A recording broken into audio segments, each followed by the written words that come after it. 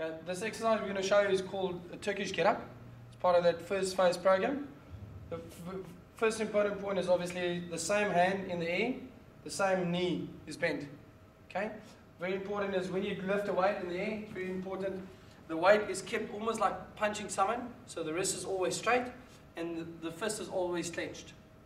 Secondly, when you do push up, the tension is probably going to be on that hand, so its key point is to make sure that the lat is always firing and the lat's always contracted.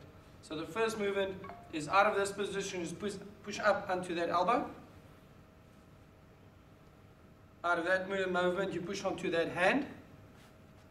Then you lift your hips up and take that leg and push it through underneath your body. Try and stabilize, keep the lats both focused, and out of this position you lunge forward into an overhead lunge position.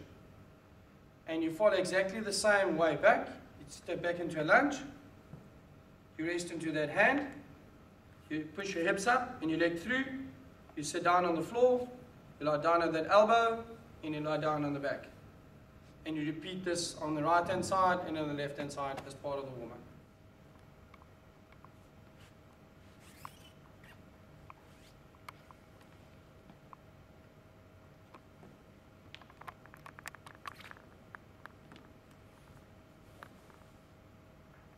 Probably the biggest mistake early on is just a question of weight.